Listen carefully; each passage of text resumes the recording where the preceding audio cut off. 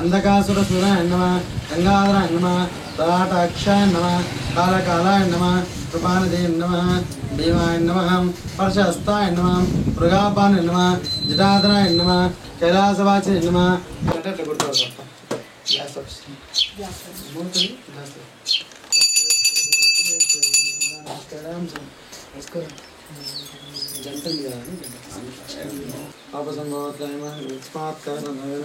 रक्ष रक्ष पार्वती परमेश्वर नमस्कारां समर्पयामि नमस्करोमि।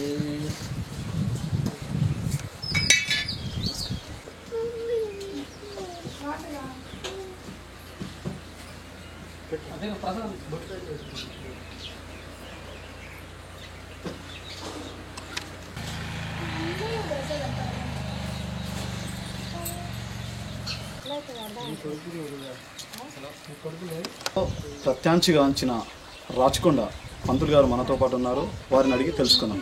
నమస్తే పంతులు గారు. నమస్కారం అండి. ఇది తెలంగాణ రాష్ట్రంలోని మన హైదరాబాద్కి అతి దగ్గరలో అంటే ఒక 50 కిలోమీటర్ల సమీపంలో కూడా రాచకొండ అని చెప్పి అత్యంత పర్యాటకమైన క్షేత్రం ఉండే. ఈ యొక్క క్షేత్రం కూడా హైదరాబాద్ కంటే ముందు కూడా ఇది నిజాం రాజుల కంటే ముందు కూడా ఈ యొక్క రాచకొండ అని చెప్పి సంస్థానంగా ఉండే. ఈ యొక్క రాజ్యాన్ని కాకతీయ రాజులు, బహమనీ సుల్తాన్లు, అదేవిధంగా కూడా ఢిల్లీ రాజులు వీళ్ళందరూ కూడా పరిపాలన చేశారు. ఈ యొక్క క్షేత్రం కూడా 1150 1200 సంవత్సరం నుంచి మొదలై 1475 సంవత్సరం కూడా ఈ యొక్క రాచకొండ చరిత్ర మొత్తం కూడా పరిపూర్ణంగా ముగుస్తుంది. దీన్ని 175 సంవత్సరాలు కూడా పద్మనాయక వంశస్థ రాజులు కూడా పరిపాలన చేశారు. రేచర్ల సింగభూపాలను వంశస్థులు అంటారు వీళ్ళని కూడా. అదేవిధంగా మొదటి సింగభూపాల నుంచి మొదలు పెడితే 5వ సింగభూపాల వరకు కూడా 5 రాజులు కూడా పరిపాలన చేశారు. మధ్యలో కాకతీయ రాజులు కూడా కొన్ని రోజులు పరిపాలన చేశారు. అదేవిధంగా శ్రీకృష్ణదేవరాయలు కూడా ఈ యొక్క రాచకొండ మీద కూడా దండయాత్ర చేసిందని చెప్పేసి కూడా ఒక వినతి కూడా ఉంది. అదేవిధంగా కూడా ఢిల్లీ రాజులు అంటే బహమనీ సుల్తాన్లు, అదేవిధంగా దేవరకొండ రాజులు, భువనగిరి రాజులు, ప్రతి ఒక్క దేశం యొక్క రాజులు కూడా వచ్చి ఈ యొక్క రాచకొండ క్షేత్రం మీద దాడి చేయడము, అక్కడ ఉన్న ధనాన్ని దోచుకోవాలని చెప్పేసి ఇక అత్యంతమైన ధన సంపదలు కూడా ఉన్నాయని చెప్పేసి కూడా ప్రతీతి.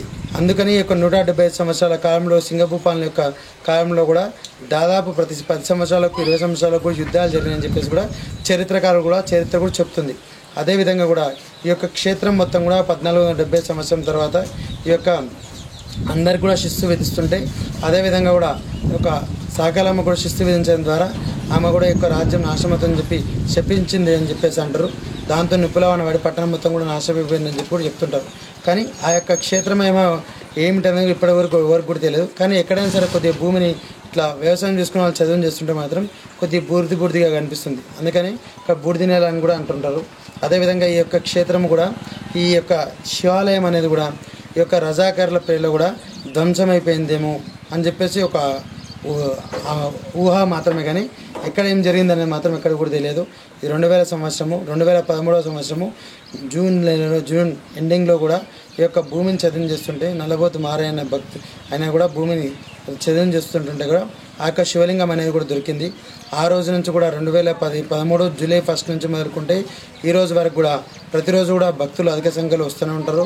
అదేవిధంగా పర్వదినాలు, అదేవిధంగా శ్రావణ మాసము, కార్తీక మాసము, మాఘమాసము, అదేవిధంగా జనవరి 1 ఏదైనా పండుగ ఉండని చిన్నపాటి పర్వదినం ఉన్నా కూడా అత్యధికమైన ప్రజలు కూడా యొక్క కార్యక్రమాల్లో కూడా పాల్గొంటుంటారు. శ్రావణ మాసంలో, కార్తీక మాసంలో కూడా అత్యధిక సంఖ్యలో ప్రజలు కూడా పాల్గొంటుంటారు. సంతానం లేని వారికి సంతానం లభించడము, అదేవిధంగా కూడా విదేశాలకు వెళ్ళే వారికి కూడా వీసాలు, పాస్పోర్ట్లు ఇవన్నీ కూడా లభిస్తాయని చెప్పేసి చాలామంది కూడా తమ యొక్క కోరికలు తీరని చెప్పేసి వచ్చి కూడా వారి యొక్క మొక్కులను కోరికలను కూడా తీర్చుకుంటూ ఉంటారు. అదేవిధంగా కళ్యాణము, అదేవిధంగా కూడా ఉన్నత విద్య కూడా చాలామంది కూడా అయ్యా మేము ఇక్కడ మొక్కుకున్నాము, మేము పాస్ అయినాము, ఖచ్చితంగా ఇక్కడ మాకు వస్తే మంచి జరుగుతుందని చెప్పి చెప్పుకునే వాళ్ళు కూడా చాలా మంది కూడా ఉన్నారు. అదేవిధంగా కూడా ఇక్కడ 2013 సంవత్సరం నుంచి వెళ్ళిన తర్వాత కూడా 14వ సంవత్సరంలో కూడా ఎండోమెంట్కి కూడా వెళ్ళడం జరిగింది.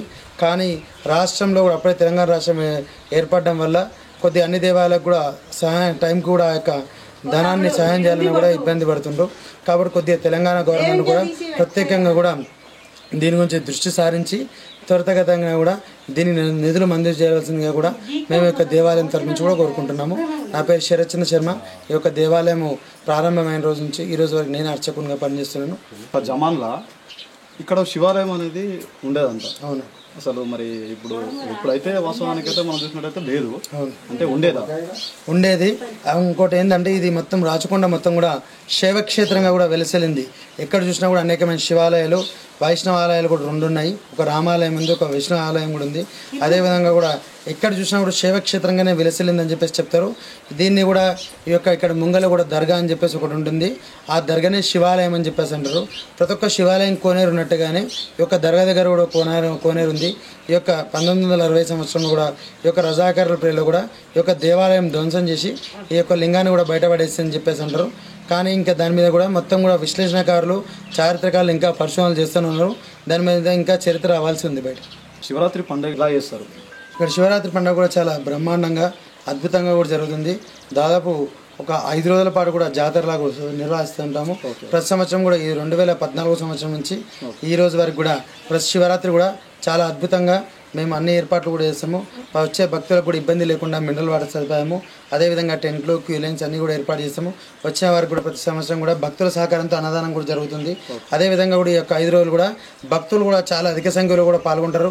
దాదాపు 1,00,00,000 మంది కూడా పాల్గొంటారని చెప్పేసి మేము మా అంచనా ప్రకారం 1,00,000 మంది వరకు కూడా పాల్గొంటారని చెప్పేసి చెప్తున్నాం. ఈ యొక్క స్వామివారు అక్కడ మారాయణ భక్తులు కూడా భూమిని చదువు చేసుకొని చిన్నపాటి బాయిని కూడా చేసుకుందామని చూసే వరకు అక్కడ శివలింగం కూడా వెళ్ళడం జరిగింది. దాంతో అక్కడ ఉంటే కూడా అందరూ దాన్ని ఏమైనా ఇబ్బంది పాలు చేస్తారేమని చెప్పేసి ఇక్కడ మొత్తం కూడా గుప్త నిధుల వేటలు సాగుతుండే. కాబట్టి ఆ సమయంలో కూడా ఈ యొక్క విగ్రహాలను కూడా ధ్వంసం చేస్తుండే. కాబట్టి ఈ యొక్క విగ్రహం ఎవరైనా ధ్వంసం చేస్తారని చెప్పి తీసుకొచ్చుకొని కూడా ఆయన తన యొక్క వ్యవసాయ క్షేత్రంలో పెట్టుకోవడం జరిగింది.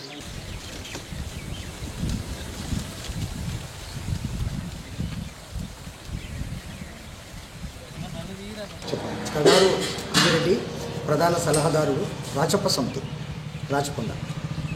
రాజులేలిన రాజ్యము రాచకొండ.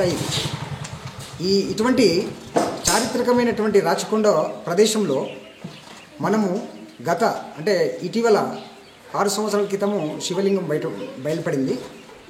బయలుపడిన అనంతరం నుంచి ఇప్పటి వరకు రాచప్ప సమితి ఆధ్వర్యంలో అన్నదాన కార్యక్రమం నిర్విఘ్నంగా కొనసాగిస్తున్నాము. ఇటీవల రాష్ట్ర పర్యాటక శాఖ, రాష్ట్ర భాషా సాంస్కృతిక శాఖ మరియు రాచప్ప సమితి ఆధ్వర్యంలో 3 రోజుల పాటు రాచకొండ పర్యాటక ఉత్సవాలు నిర్వహించాము. ఘనంగా భక్తులు నలుమూలల నుంచి అధిక సంఖ్యలో పాల్గొన్నారు, విజయవంతం చేశారు. అయితే మేము ఇక్కడ రాచప్ప సమితి ఆధ్వర్యంలో ప్రతి సోమవారం నాడు అన్నదాన కార్యక్రమం నిర్వహిస్తున్నాము. అకేషనల్గా మహాశివరాత్రి, కార్తీక పౌర్ణమి రోజున ఇక్కడ భక్తులు నలుమూల నుంచి విచ్చేస్తుంటారు. అదేవిధంగా మేము ప్రతి సోమవారం యథావిధిగా ఇక్కడ అన్నదాన కార్యం నిర్వహిస్తూ వస్తున్నాం. అయితే ఇక్కడ మనకు రాచకొండలో ఇక్కడ గిరిజనేతరులు వాళ్ళకు ఉపాధి కల్పించ రాష్ట్ర ప్రభుత్వము ఇటీవల మేము రాష్ట్ర ప్రణాళిక సంఘానికి, రాష్ట్ర ప్రభుత్వానికి, ముఖ్యమంత్రి గారికి 100 కోట్లు కేటాయిస్తే రాచకొండ పర్యాటకంగా అభివృద్ధి చెందుతుంది, ఎంతోమందికి మేలు కలుగుతుంది, ఉపాధి కలుగుతున్న ఉద్దేశంతో మేము మొదలుపెట్టుకున్నాము. చూద్దాం, ప్రభుత్వం ఆలోచిస్తే మరీ మంచిది. Okay, thank you.